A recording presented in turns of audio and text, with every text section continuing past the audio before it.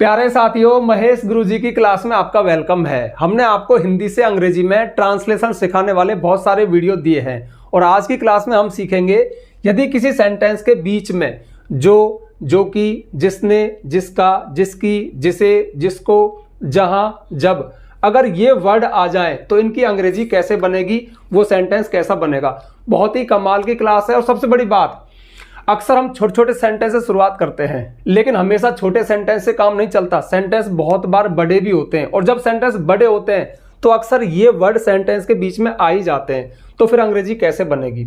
अब खास बात यह है कि आप जो चीज यहां पढ़ रहे हो, ये इंग्लिश ग्रामर में एक टॉपिक है रिलेटिव क्लोज या एडजेक्टिव क्लोज, या हम कह सकते हैं रिलेटिव प्रोनाउन। जब हम उसको पढ़ेंगे तो उसमें ये चीज कवर होती है।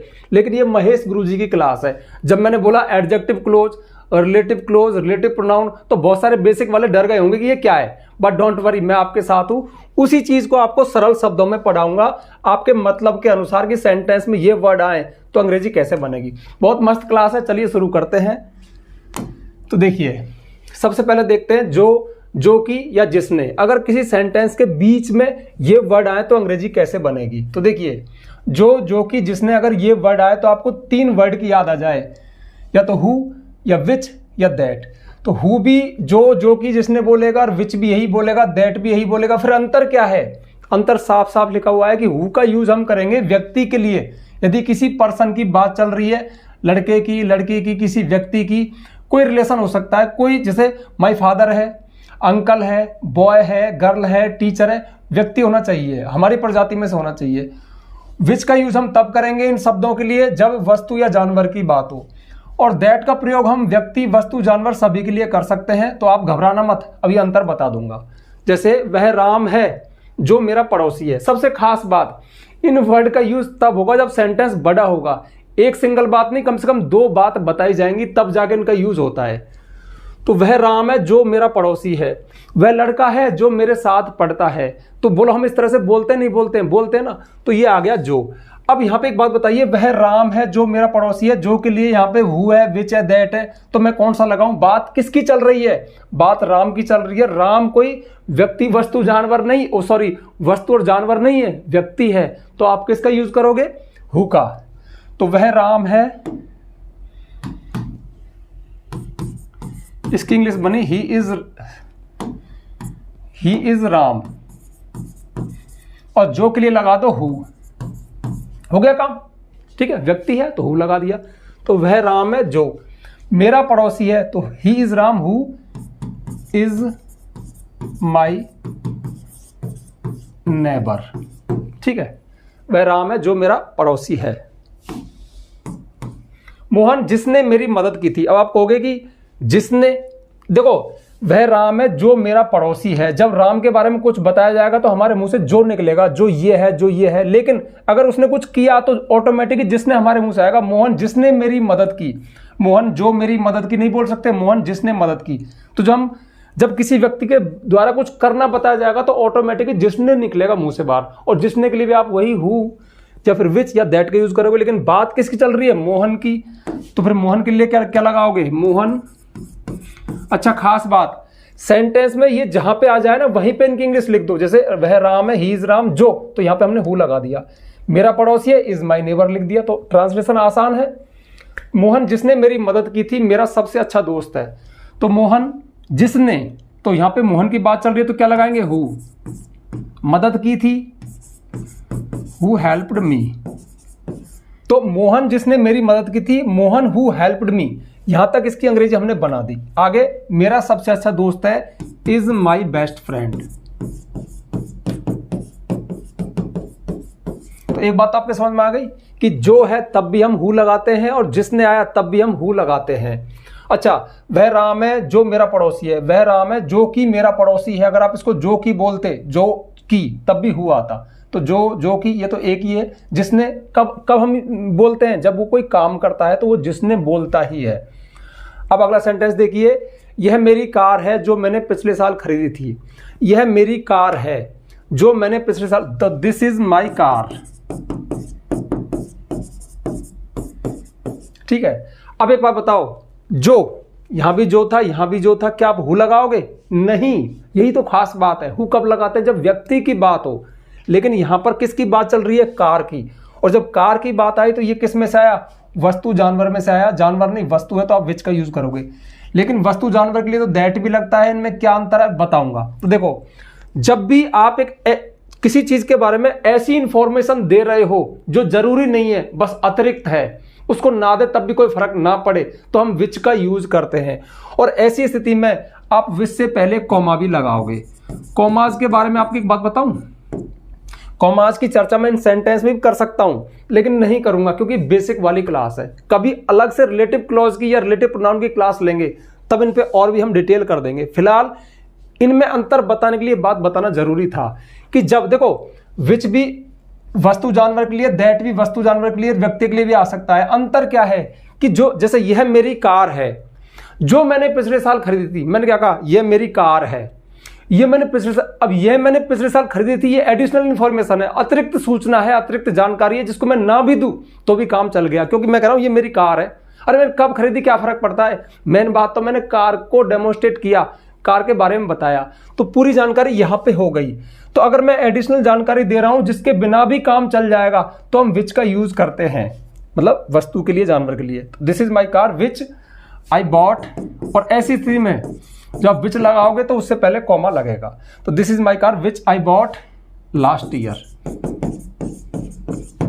और बताऊं, महेश गुरुजी की क्लास है, अगर यहां पे आप दैट भी लगा दो तो कोई अनर्थ नहीं हो रहा, कोई बहुत बड़ी गलती नहीं हो रही। जब भी जो आए और जानवर वस्तु हो तो आप दैट लगा दो या विच लगा दो, जो अब आपके दिमाग में आए, क्योंकि जिस लेवल पे मैं बोल रहा हूं वो लेवल बहुत गहरा है ना। और आम भारतीय को उतने गहरे में जाने की आवश्यकता नहीं, बस जो लगाना है, वस्तु जानवर है, दैट लगा दो या विच लगा दो, आप ऐसे भी अपना काम चला सकते हो। अगला है, यह कुत्ता है जिसने मुझे काटा था। अब देखो यहां पे बात किसकी चल रही है? कुत्ते की। कुत्ता क्या है? जानवर। तो ऑप्शन हु तो है ही नहीं। हाँ, जिसने आया तो जिसने के लिए ये तीनों है, लेकिन यहां पे हु खत्म हो गया क्योंकि बात कुत्ते की चल रही है। तो बचे कौन? विच या फिर दैट।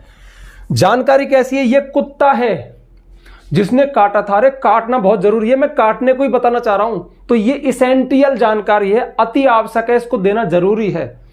ये तो एडिशनल थी कि ये कार है, कब खरीदी, मैं क्यों बताऊं कब खरीदी, नहीं बताता तो भी काम चला था।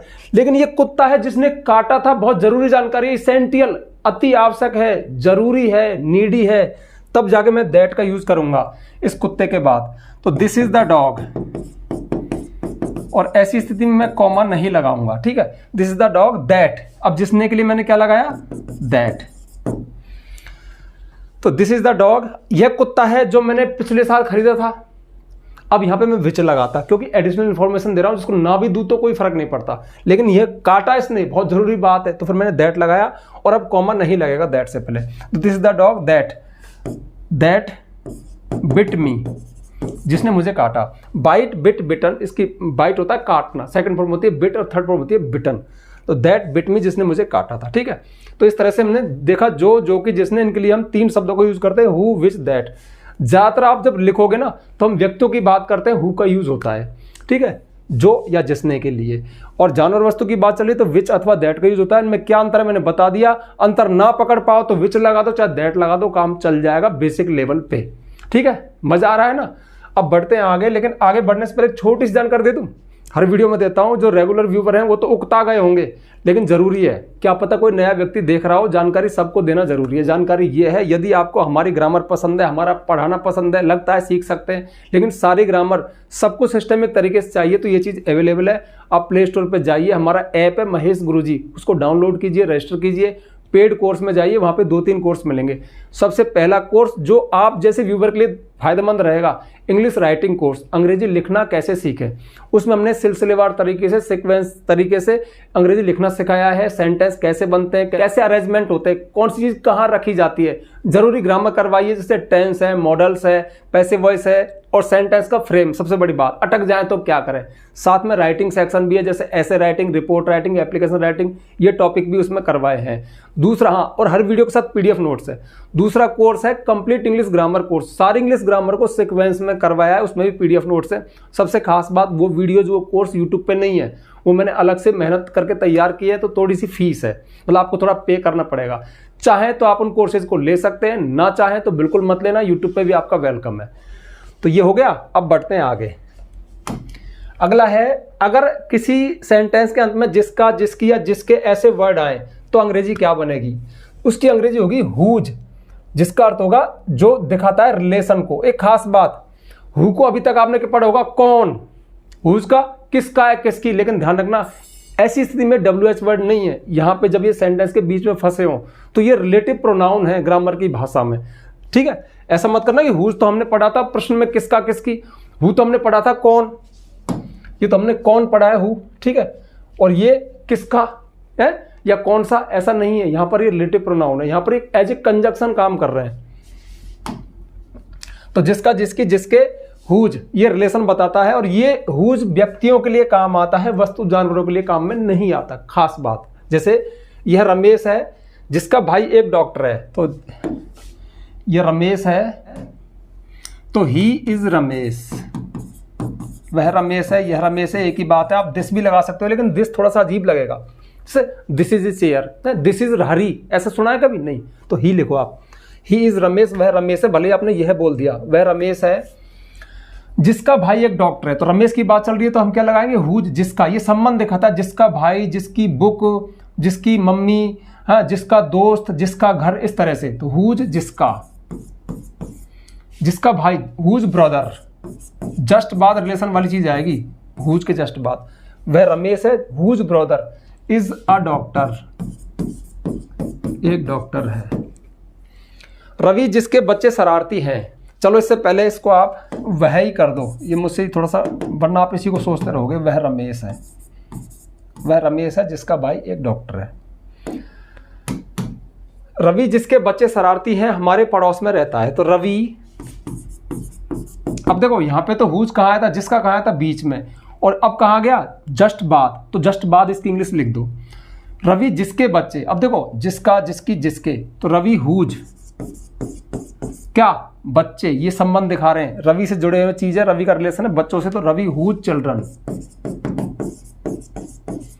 शरारती है, आर नॉटी, नॉटी होते शरारती, ठीक है। हमारे पड़ोस में रहता है, lives in our neighbourhood, neighbourhood होता है पड़ोस में।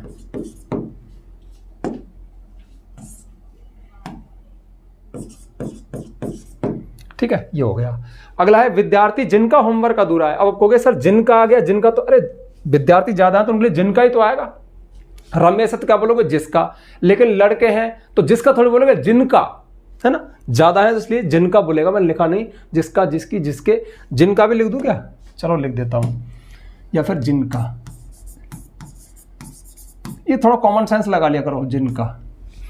विद्यार्थी जिनका होमवर्क अधूरा है कक्षा से बाहर चले जाएं। The students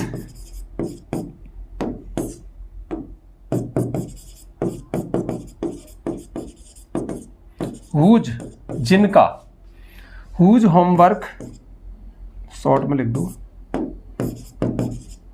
is incomplete, अधूरा है, ठीक है। कक्षा से बाहर चले जाएं, कक्षा से बाहर चले जाएं। Get out the class, get out the class. तो students whose homework is incomplete, get out the class, ठीक है। ये हो गया जिसका, जिसकी के लिए हमने हुज का इस्तेमाल किया। सबसे खास बात, ये व्यक्तियों के लिए इस्तेमाल होता है, रिलेशन दिखाता है, ठीक है। अब बढ़ते हैं आगे।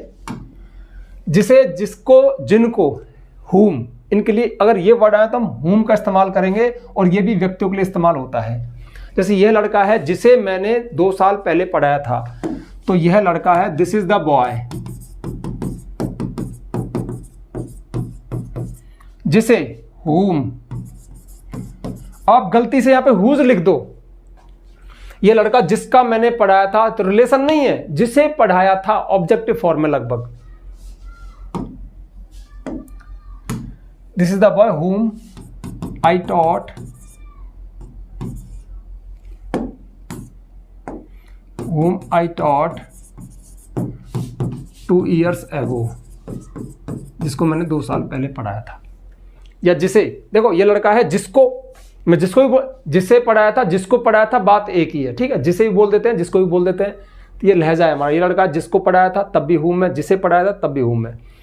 दोस्त जिनको मैंने जन्मदिन पे बुलाया था, अब देखो ज़्यादा है तो जिनको बोलूँगा, है लड़का जिसको, लड़के जिनको बोलूँगा, तो फिर इसलिए जिनको की अंग्रेजी भी यही होगी।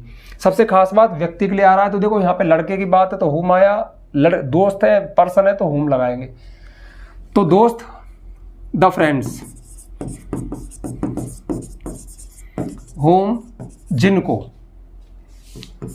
आई मैंने जन्मदिन पे बुलाया था, whom I invited on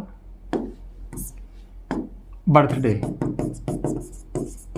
जिनको जन्मदिन बुलाया था, ने पार्टी में डांस किया था, डांस्ड इन द पार्टी, ने पार्टी में डांस किया था। ठीक है, तो the friends whom I invited on birthday danced in the party। ठीक है, तो इस तरह से जिसे, जिसको, जिनको का अंग्रेजी होगी whom और किस तरह से यूज हो रहा है आप देख रहे हो। ठीक है, अब बढ़ते हैं आगे। अगला है जहां। अगर सेंटेंस में जहां आ जाए तो आप वेयर लगाओगे। अब ऐसे मत करना सर वेयर तो कहां होता है, तो मैंने बताया वो WH वर्ड भी है, लेकिन यहाँ पर ये रिलेटिव एडवर्ब है, ये कंजंक्शन है। यह गांव, ये किसके लिए आता है, स्थान के लिए। यह गांव है जहां मैं पैदा हुआ था, तो this is the village, this is the village जहां, वेयर आई वॉज बॉर्न, जहां मैं पैदा हुआ था। तो ये देखो किसके लिए आया, वेयर, विलेज के लिए जहां। ये गांव है जहां मैं पैदा हुआ था। ये होटल है जिसमें हम ठहरे थे, this is the hotel where we stayed, रुकना ठहरना, स्टेड होता है स्टे। स्थान जहां हम रहते हैं बहुत पिछड़ा है, द प्लेस, अब देखो यहां पे बीच में आ गया, शुरू में ही आ गया, the place where we live, जहां हम रहते हैं, इज वेरी बैकवर्ड, बहुत ही पिछड़ा है। ठीक है, ये स्थान जहां हम रहते हैं बहुत ही पिछड़ा है। तो इस तरह से हमने देखा जहां, जहां के लिए लेकर आएंगे वेयर, स्थान के लिए आता है कोई जगह, जैसे विलेज है, जैसे होटल है, जैसे प्लेस है। और लास्ट है जब। तो जब अगर आए सेंटेंस में तो आप किसको लगाओगे, व्हेन, व्हेन जब, कब नहीं, जब। रविवार का दिन था जब मैं मुंबई गया था, तो रविवार का दिन था, किसी दिन को बताया तो सेंटेंस इट से शुरू होता है, मैंने बहुत बार बताया। It was Sunday, it was Sunday, यह रविवार था जब, when I went to Mumbai, मैं मुंबई गया था। पिछले महीने जब तुम आगरा में थे मैं मुंबई में था, तो लास्ट मंथ, व्हेन यहां पे आएगा तो यहीं पे लिख देंगे last month, when you were in Agra I was in Mumbai. इस तरह से तो बोलो कुछ नया सीखा ना। बस ये टॉपिक अलग है, टॉपिक का नाम है रिलेटिव क्लोज या एडजेक्टिव क्लोज, है ना। ये जो आप पढ़ रहे हो, ये जो वर्ड हैं, ये कंजंक्शन भी है, मतलब कंजंक्शन कह सकते हो सरल भाषा में, तो ग्रामर की भाषा में रिलेटिव प्रोनाउन है। रिलेटिव प्रोनाउन होते हैं हु, हुज, हुम, विच, दैट, 5। और जो वेयर और व्हेन है ये रिलेटिव एडवर्ब है। ये तो ग्रामर के वर्ड है, लेकिन मैंने इन चीज़ों को सरल किया आपके लिए, ताकि आम आदमी भी इन शब्दों का यूज कर ले, आसानी से इंग्लिश बना ले। क्योंकि सेंटेंस हमेशा छोटे नहीं होते, बड़े भी होते हैं। जब सेंटेंस बड़ा होगा तो ऑटोमेटिक इन शब्दों का यूज उसमें होगा ही। ठीक है, तो मैं समझता हूँ कि काफ़ी नॉलेज आपकी बड़ी होगी। ठीक है, तो मिलते हैं नेक्स्ट वीडियो में किसी नेक्स्ट जानकारी के साथ। तब तक के लिए बाय।